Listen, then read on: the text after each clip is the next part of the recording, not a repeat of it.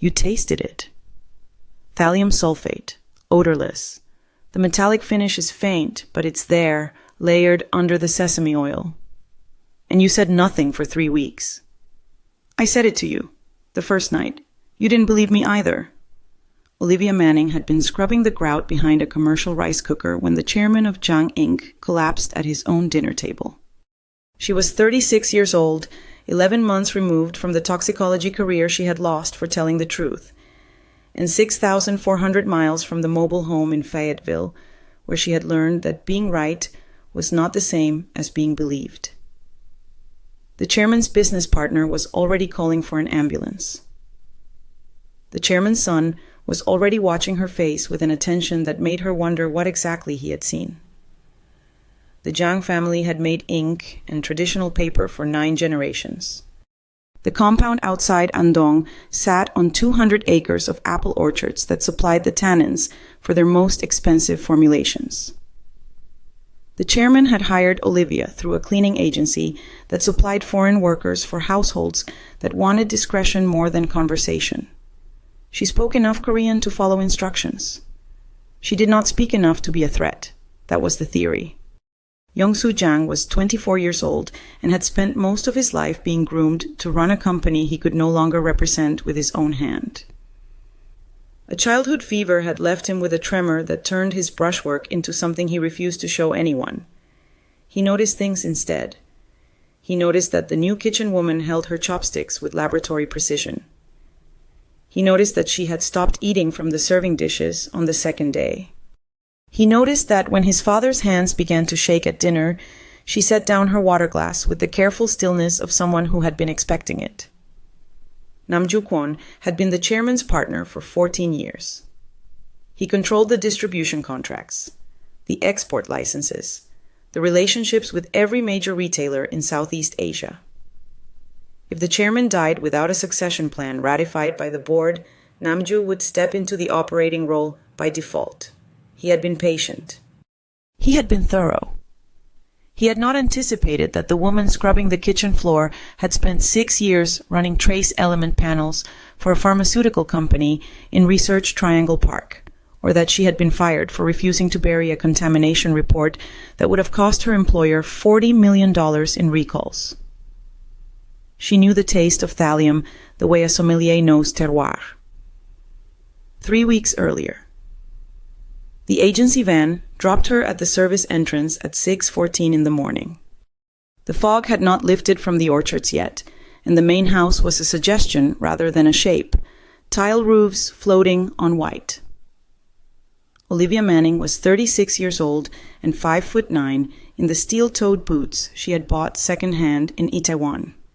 She had 340,000 won in her checking account, a work visa tied to an employer who paid in cash and asked no questions, and a suitcase containing 3 changes of clothes, a hot plate she was not supposed to have, and a dog-eared Korean phrasebook she no longer needed. The phrasebook had been her mother's. Olivia kept it for the handwriting in the margins. The woman who met her at the door was the head housekeeper, a compact woman in her 50s named Mrs. Beck, who looked at Olivia's height, her braids, and her boots with the expression of someone recalculating storage space. You worked restaurants before? Commercial kitchens, event catering, 2 hotel contracts in Seoul. This is not a hotel. I noticed. Mrs. Beck's mouth twitched. Not quite a smile. Close enough. She led Olivia through a service corridor that smelled of cedar and old paper, past storage rooms stacked with boxes bearing the Jang family crest, into a kitchen that was larger than the mobile home Olivia had grown up in. The appliances were industrial. The surfaces were immaculate. The grout behind the rice cooker was not. The chairman eats dinner at 7. Family and guests. You do not speak to the family. You do not make eye contact with the chairman. You clean what needs cleaning, and you leave before they sit down. Understood? Understood. You're not the first American they've sent me. The last one lasted 4 days. She thought the work was beneath her. Olivia looked at the grout. She had scrubbed worse. She had scrubbed hospital floors at 3 in the morning while her supervisor filed paperwork that said she had falsified test results she had never touched. She had scrubbed her own kitchen in Fayetteville the night before she lost her apartment, because she could not stand to leave it dirty for the next tenant. "The work is the work," she said. "I don't have opinions about it." Mrs. Beck handed her an apron. By the third day, Olivia had mapped the household the way she used to map contamination pathways. The chairman was 68 years old and moved through the house like a man who expected the walls to rearrange themselves around him. His wife had died 7 years earlier. His only son was 24, quiet, and watched everyone with an intensity that made the other staff look away first. The business partner arrived for dinner every other night and spoke to the chairman the way a man speaks to a horse he is waiting to sell. She noticed the son first because he was the only one who noticed her. It happened on the 4th morning. She was on her knees behind the rice cooker, working a brush into the corner where the tile met the wall, when she heard footsteps that were not Mrs. Begg's. She did not turn. She had learned not to turn. But the footsteps stopped 3 feet behind her and did not continue. "You hold the brush wrong." His voice was low and unhurried. She turned her head just enough to see his shoes. Expensive. Worn at the heel in a way that suggested he walked more than he drove. "It gets the job done." "It does, but you're straining your wrist. You'll feel it by the end of the week." She looked at him then. Youngsu Jang was not handsome in the way the K-drama leads on her roommate's laptop were handsome. His face was too angular, his mouth too serious. But his eyes were the kind that made you wonder what he had already figured out about you before you opened your mouth. "You watch the cleaning staff's technique often?" "I watch everyone's technique. It's a habit." He was holding a cup of tea in his left hand. She noticed the tremor immediately, slight but persistent, a frequency she recognized from patients she had seen in another life. He noticed her noticing. His expression did not change, but something behind it closed like a door. "The chairman prefers his tea at 6:45, he said. "Mrs. Bagg is late today. I made it myself." "And you came to the kitchen to tell me that?" "I came to the kitchen because I couldn't sleep. You were already here. I improvised." He turned and walked out before she could answer. She went back to the grout. But she adjusted her grip on the brush, and she did not feel it in her wrist by the end of the week. The business partner was a different species of attention. Namju-kwon arrived for dinner on Olivia's 5th night. She was wiping down the prep station when he came through the kitchen instead of the main entrance, already speaking into his phone in rapid Korean that she followed only in pieces. Something about shipping delays. Something about a signature that had not arrived. He ended the call and looked at her the way a man looks at furniture that has been moved without his permission. "New staff?" "Yes, sir." "American?" "Yes, sir." He smiled. It was the smile of a man who had learned to smile in business school and had never updated the software. "The chairman likes his foreigners, thinks they're more honest than Koreans. What do you think?" "I think I'm here to clean the kitchen, sir." "And nothing else?" "Nothing else." He held her gaze for 3 seconds longer than necessary. Then he walked through to the dining room, and she heard him greet the chairman with the warmth of a man who had been practicing warmth in a mirror for 14 years. That night she ate from the serving dishes for the first time. The banchan was exceptional. The doenjang jjigae was rich and earthy and correct. She took mental notes the way she used to take notes in the lab, cataloging flavors the way she had once cataloged compounds. Everything tasted as it should. By the 2nd week, she had stopped eating from the serving dishes entirely. She could not have explained it to anyone who had not spent 6 years running trace element panels in a fluorescent-lit laboratory in North Carolina. The change was not in the food itself. The recipes were the same. The ingredients came from the same suppliers. But there was something in the way the chairman set down his spoon after the soup course, a heaviness in his hands that had not been there on her first day. There was something in the way he rubbed his fingertips together, as if he could not quite feel them. Thallium sulfate is odorless in small doses. It is almost tasteless. But in a sesame oil base, heated and served warm, it leaves a metallic finish on the back of the tongue that most people mistake for an off batch of oil. Olivia Manning did not mistake it for anything. She had written a 47-page report on thallium contamination in a manufacturing facility outside Raleigh. She had lost her career over that report. She had memorized every symptom, every pathway, every taste. She said nothing for 3 days. She needed to be sure. On the 4th day, she found Youngsu Jang in the library at 2 a.m. He was not reading. He was sitting in the dark with his hands in his lap, staring at the wall of his father's calligraphy. The brushwork that had once been his inheritance before the fever took his steadiness away. "You should not be here," he said without turning. "Neither should you. I live here. You live in the East Wing. This is the main house, and you haven't turned on a light in 40 minutes. I checked." He turned then. In the dark, his eyes were unreadable. "You time how long the lights are off in rooms you're not supposed to enter?" "I time everything. It's a habit." She sat down in the chair across from him without asking permission. The leather was old and soft and smelled like the binding of expensive books. She thought of her mother's phrasebook, the margins full of notes in a handwriting Olivia would never see again. "Your father is being poisoned." The silence lasted 11 seconds. She counted. "That's a serious accusation." "It's not an accusation, it's an observation. His peripheral neuropathy is progressing faster than it should. His appetite has decreased by roughly 30% since I arrived, and there's a metallic finish in the doenjang jigai that shouldn't be there.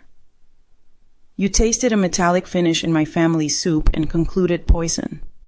I tasted thallium sulfate in your family's soup and concluded that someone who has access to the kitchen and a reason to want your father dead is administering it in doses small enough to look like natural decline." He did not move. He did not blink. She had seen that stillness before in the faces of hospital administrators who did not want to believe what she was telling them. "Who?" "I don't know yet." "But you have a theory." "I have a theory. Namju." She said nothing. She did not have to. Youngsu Jang looked at her for a long time. His hands were trembling in his lap, but his voice was steady. "You were a toxicologist. I looked you up after the first week. You lost your license for refusing to falsify a contamination report. Your employer said you were unstable. The board believed them. The board believed $40 million in legal fees. And now you're scrubbing kitchens in Korea. Now I'm scrubbing kitchens in Korea. Why did you tell me?" She thought about it. She thought about the way he had corrected her grip on the brush, the way he had noticed her wrist before she noticed it herself. She thought about the tremor in his hands and the steadiness in his eyes. "Because you're the only one in this house who watches closely enough to see what I'm seeing. And because I think you already know something is wrong, you just don't have the vocabulary for it yet." He looked at his father's calligraphy on the wall. The brushstrokes were precise and confident and belonged to a man whose son could no longer hold a brush steady enough to honor them. "If you're right," he said, "and I believe you, we need proof. Then help me get it. And if I don't believe you, then I'll get it anyway. I didn't lose my career to walk away from the truth twice." The silence stretched between them. Somewhere in the house, a clock chimed the half-hour. Youngsu Jang looked at her hands, still faintly red from the chemicals she used on the grout, and then at her face. "You hold your conviction the same way you hold that brush," he said. "Like you're not afraid to feel it in your wrist later. Is that a yes?" "That's a maybe. Show me what you've seen. All of it. And I'll decide if I believe you." She nodded once. It was more than she had expected. It was more than anyone had given her in 11 months. She would take it. The proof came slower than she wanted and faster than she expected.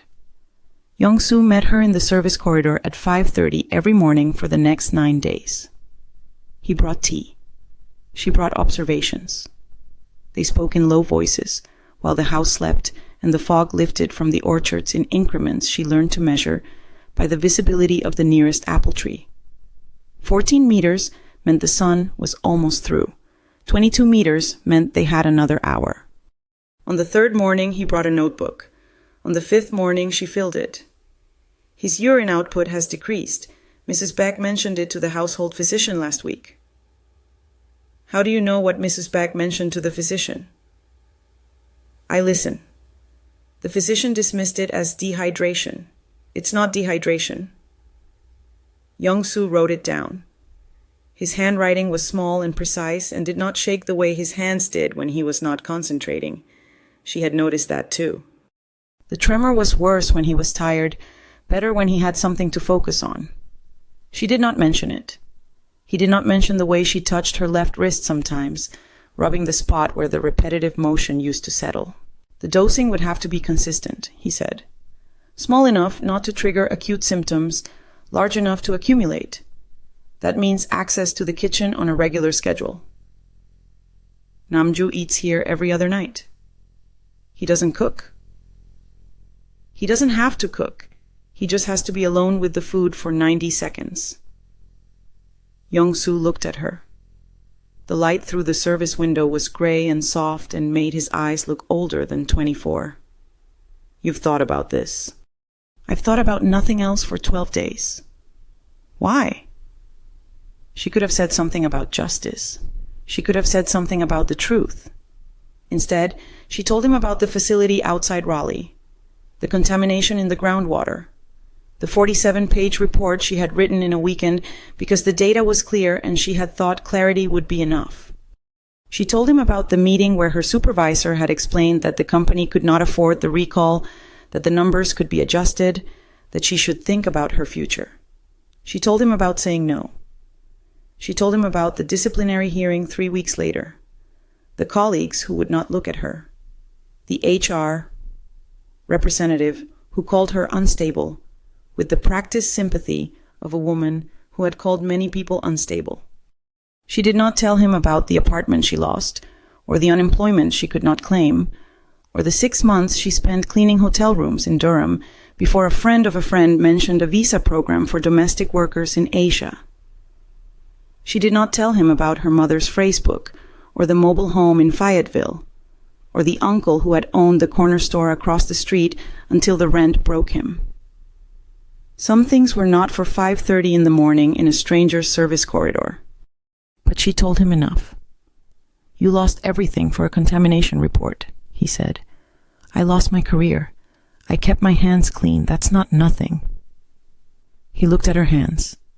They were red again, roughened by the chemicals and the work and the hours on her knees behind appliances that cost more than her annual salary used to be. She did not hide them. No, he said quietly. That's not nothing. The retaliation started on day 14.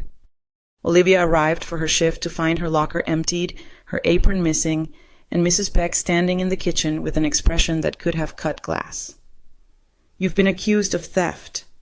The words landed like stones in still water. Olivia did not move. She had learned not to move when the ground shifted. By whom? Mr. Kwan. He says a bottle of imported wine went missing from the cellar after your shift 3 nights ago, 1987 Bordeaux, worth approximately 2,400,000 won. I don't drink wine. I've never been in the cellar. The cellar camera footage shows someone your height entering at 11:47 that night. Someone my height, wearing the staff uniform with their face turned away from the camera. Olivia looked at Mrs. Beck. The older woman's expression was unreadable, a mask that had been perfected over decades of service in houses where reading the wrong face could cost you everything. But there was something in the set of her shoulders, a tension that did not match the accusation. I was in my room at 11:47 that night. I can prove it. How? I called my bank in the United States at 11:30. The call lasted 47 minutes. They have records. Mrs. Beck's mask flickered, just for a second, just enough for Olivia to see something underneath that looked almost like relief. I'll need those records. You'll have them by tomorrow. Mrs. Beck nodded once. She handed Olivia a new apron, the same industrial gray as the one that had disappeared. The chairman's dinner is at 7. Do not be late. When she turned to leave, Olivia caught her arm. A breach of protocol. A risk she should not have taken. But something in the way Mrs. Beck had said the word footage made her wonder. The camera footage. Did you see it yourself? Mrs. Beck looked at Olivia's hand on her arm. She did not pull away. Mr. Kwan showed it to the chairman this morning. I was not invited to that meeting. But you heard about it. I hear about everything in this house. That is my job. She paused. It is also my job to know which staff members leave their rooms after curfew and which ones do not. You have not left your room after 10:00 since you arrived. I keep records. She pulled her arm free and walked out. Olivia stood in the empty kitchen and thought about records, about footage, about a woman who had been in this house long enough to know exactly which cameras had blind spots and which accusations would not survive scrutiny. The phone records cleared her name, but the damage was already spreading. By day 17, the other staff had stopped speaking to her. Not openly hostile, just absent. Conversations ended when she entered a room. Meal breaks happened without her.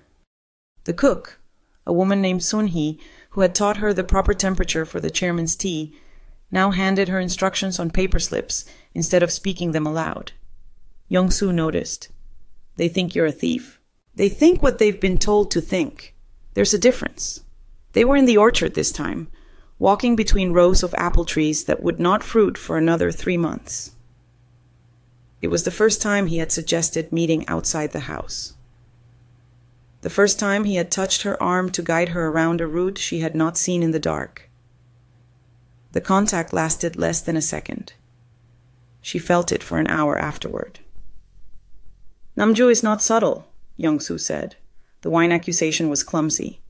He's testing your defenses. He's isolating me.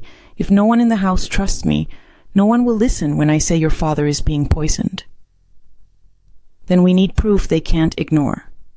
We need a sample, hair or blood, something that will show the thallium accumulation. My father sees his physician twice a week.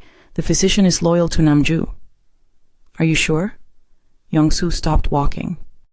They were deep enough in the orchard now that the house was invisible behind them. Just darkness and the smell of applewood and the faint sound of his breathing. I'm not sure of anything anymore. I was sure my father was just getting old. I was sure Namju was a good partner. I was sure I would never hold a brush again without wanting to break everything I touched. He looked at his hands in the darkness. I was wrong about all of it. Olivia thought about the right thing to say. She thought about professional distance and the danger of caring too much about a man 12 years younger than her, who happened to be the only person in 6,400 miles who believed she was telling the truth. You could hold a brush, she said. The tremor would be there, but the stroke would still be yours. My father's brushwork is perfect. Your father's brushwork is his. Yours would be different. That doesn't make it less. He was silent for a long time. When he finally spoke, his voice was rough in a way that made her want to reach for him. No one has said that to me in 7 years. Then you've been listening to the wrong people. She did not reach for him. She turned and walked back toward the house, and he followed 3 steps behind her, close enough that she could hear his footsteps on the soft earth. The second accusation came on day 21. This time, it was not theft. This time it was worse. Namju Kwon was waiting in the kitchen when she arrived for her morning shift. He was sitting at the prep station with his phone in his hand and a smile that made her think of snakes warming themselves on rocks. Miss Manning, I've been looking into your background. She did not answer. She tied her apron and began pulling the cleaning supplies from the cabinet beneath the sink. You worked for a pharmaceutical company in North Carolina, Triton Biolabs. They let you go in March of last year. I know my own employment history. Do you know what they said about you? In the official termination report? He held up his phone. The screen showed a document she recognized. She had never been allowed to see it herself. Fabrication of test results, falsification of contamination data, recommendation for permanent revocation of laboratory certification. That report was written by the people who wanted me to bury the truth. The report was written by your supervisors, your colleagues, people who worked with you every day. He stood up. He was shorter than her by 3 inches, but he carried himself like a man who had never been shorter than anyone who mattered. I've shared this report with the chairman. He was very concerned to learn that the woman cleaning his kitchen has a history of fabricating evidence to support her paranoid theories. I have never fabricated anything. The official record says otherwise. And in this house, Miss Manning, the official record is the only record that matters. He walked past her toward the dining room. At the door, he paused. Your visa is tied to this employment. If you lose this position, you have 30 days to leave the country. I would start making arrangements. The door closed behind him. Olivia stood alone in the kitchen with cleaning chemicals in her hands and the taste of metal on her tongue. That evening, the chairman did not come to dinner. Olivia learned about it from the silence. The kitchen staff moved through the meal preparation with the hushed efficiency of people waiting for bad news. Mrs. Baek appeared at 7 to inform them that the chairman was resting. The physician had been called. Family only for the evening meal. Youngsu found her in the service corridor at 11:30. His hands are numb, he said. He can't feel the brush when he holds it. The words hit her like water against stone. She had known this was coming. She had watched the progression for 3 weeks, but knowing and hearing were different animals. We're running out of time. I know. Namju is accelerating the dose. He knows we're watching. He's trying to finish it before we can prove anything. I know. She looked at his face in the dim light of the corridor. He looked exhausted. He looked terrified. He looked like a man who was watching his father die by inches and could not stop it. There's a way, she said, to get a sample. But you won't like it. Tell me. I need access to his tea tomorrow morning before anyone else touches it. Mrs. Beck prepares his tea. Then I need Mrs. Beck to let me prepare it instead, just once, just long enough to collect what I need. Youngsu shook his head. Mrs. Beck has worked for my family since before I was born. She's loyal to the house. She won't risk her position. She kept records of my movements. She knew the theft accusation was false before I proved it. Olivia stepped closer, close enough to see the pulse in his throat, the tension in his jaw. She's protecting something, or someone. I just don't know what yet. And if you're wrong about her, then I'm wrong and Namju fires me tomorrow, and I spend 30 days trying to find another visa sponsor before they put me on a plane back to a country where I have nothing left. She held his gaze. But I'm not wrong about the poison. I know that much. He was quiet for a long moment. Then he did something she did not expect. He reached for her hand. His fingers were cool and steady, the tremor barely there. He held her hand the way you hold something fragile and necessary, something you cannot afford to drop. I'll talk to Mrs. Beck, he said, tomorrow, before the tea. Thank you. Don't thank me yet. We haven't saved anyone. He let go of her hand. She felt the absence of it like a draft in a warm room. We will, she said. She did not know if she believed it, but she needed him to believe it. She needed someone in this house to believe that the truth still mattered, even when the official record said otherwise. Youngsu walked back toward the east wing. Olivia stayed in the corridor, listening to his footsteps fade, counting the seconds until the house was silent again. 17 seconds. She filed it with the other things she was keeping track of. Mrs. Baek was waiting in the kitchen at 5:15 the next morning. She stood at the prep station with her hands folded in front of her, the way Olivia had seen her stand 100 times before. But something was different. The mask she had worn for 3 weeks was gone. In its place was something older and harder and infinitely more tired. "Sit down, Miss Manning." Olivia sat. She did not ask questions. She had learned that the people who have something to say will say it when they are ready. Mrs. Beck reached into her apron pocket and withdrew a small glass vial. Inside it was a tuft of gray hair. The chairman's, collected from his brush over the past 11 days, enough for a proper analysis. She set the vial on the table between them. "I was not certain you were telling the truth, but I knew you were not lying." The words took a moment to land. Olivia looked at the vial, then at Mrs. Begg's face, and understood something she should have seen from the beginning. "You've been watching Namju." "I have been watching everyone in this house for 31 years. Mr. Kwan arrived 14 years ago. I have been watching him longer than most." "And you suspected?"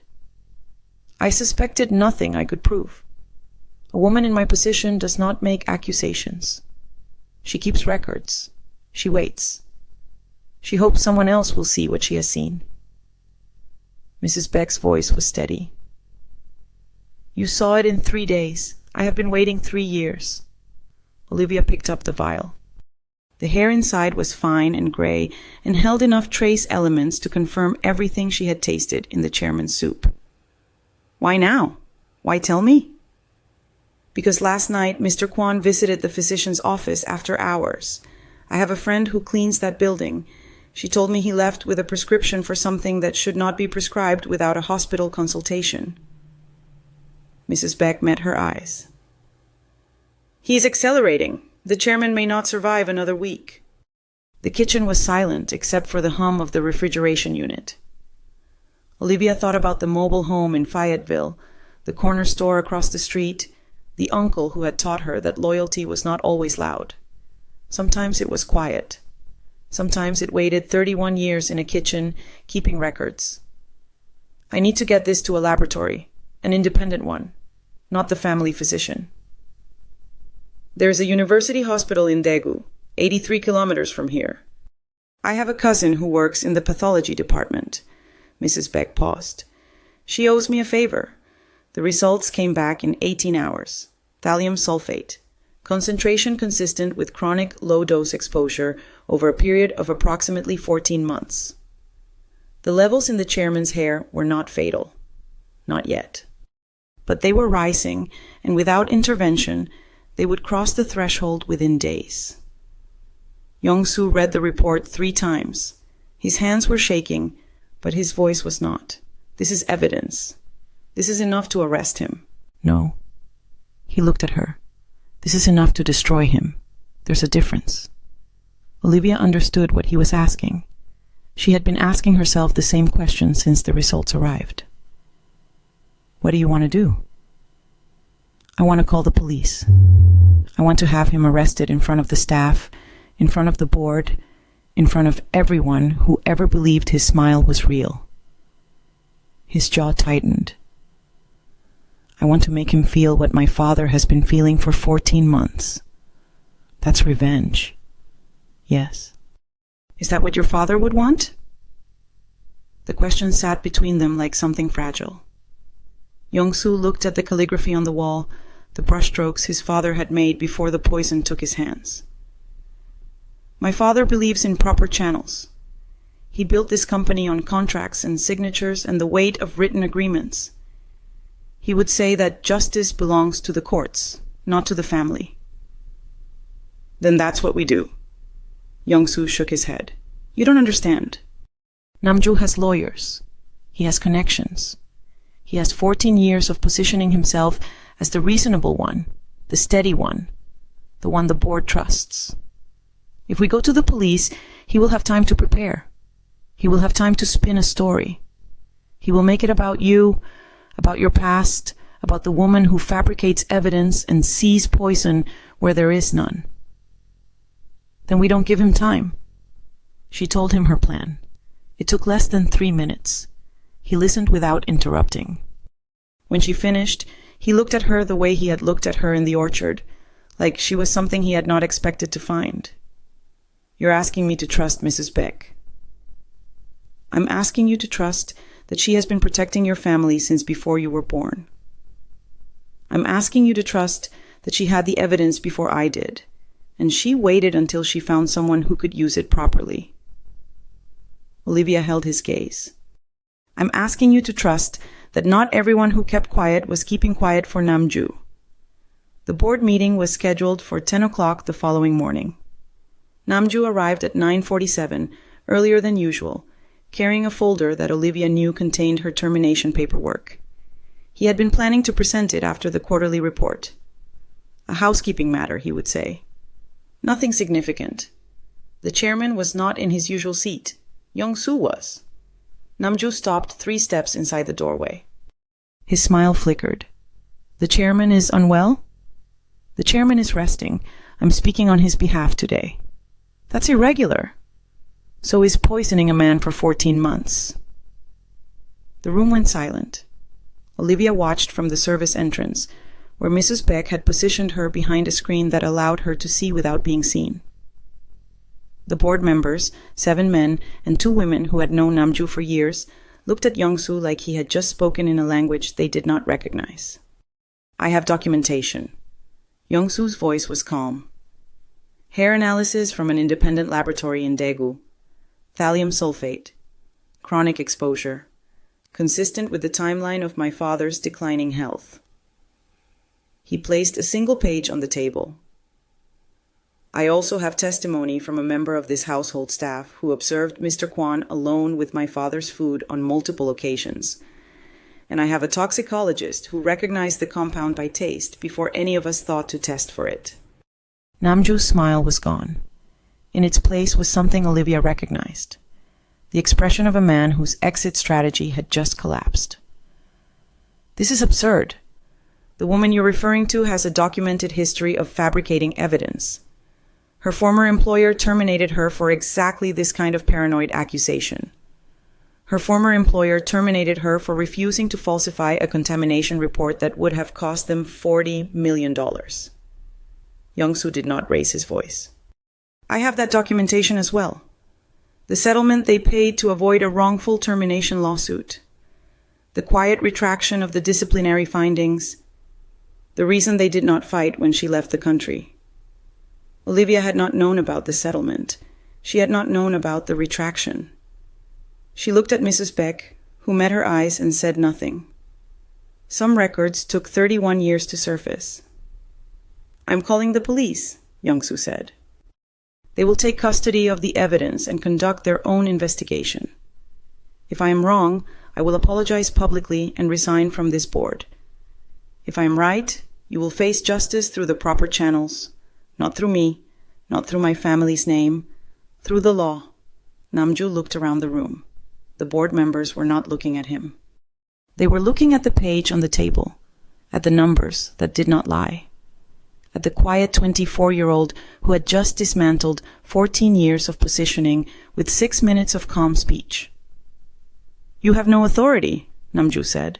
The chairman has not designated you. The chairman designated me this morning, before he lost feeling in his writing hand. Youngsu stood. Mrs. Beck, please show Mr. Kwan to the sitting room. The police will want to speak with him there. Mrs. Beck stepped through the doorway.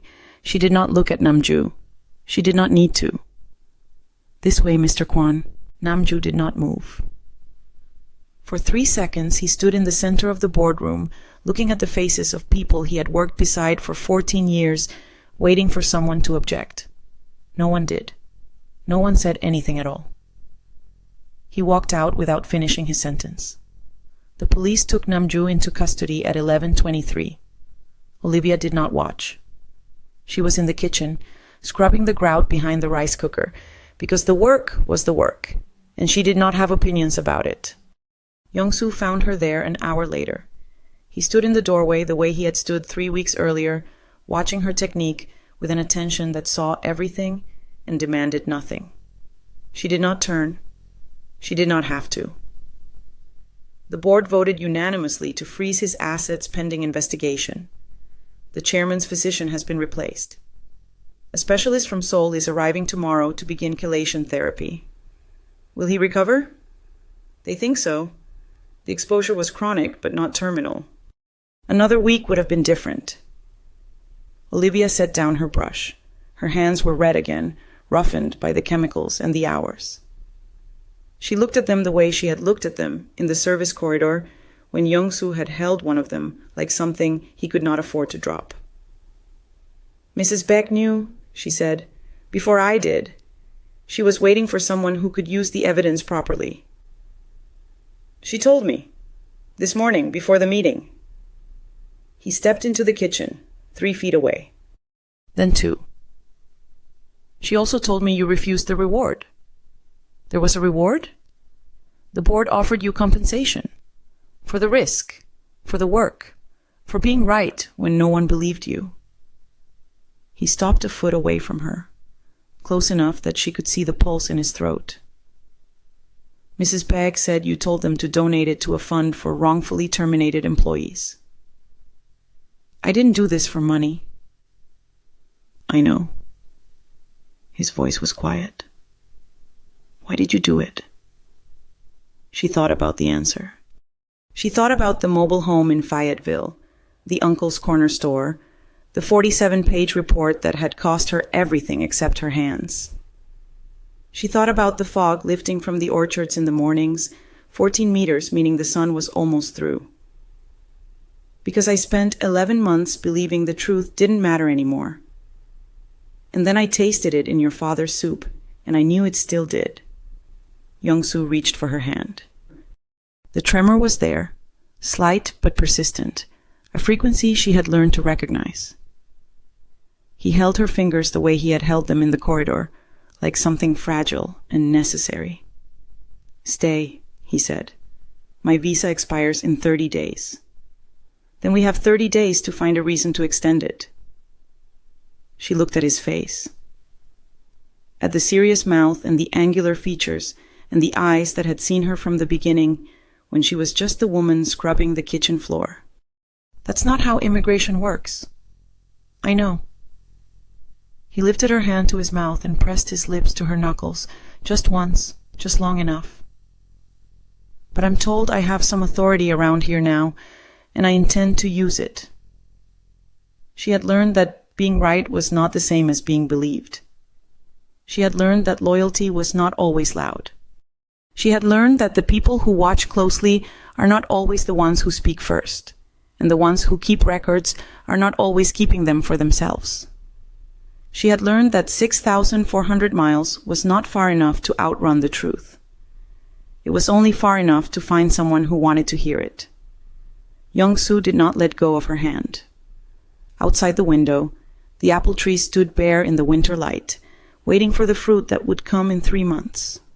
She could wait too. If this story meant something to you, drop a comment and tell me what you would have said to Namju in that boardroom, watching his 14 years fall apart. I read every single one. If you are new here, subscribe and turn on notifications, and I promise the next story will be even harder to walk away from.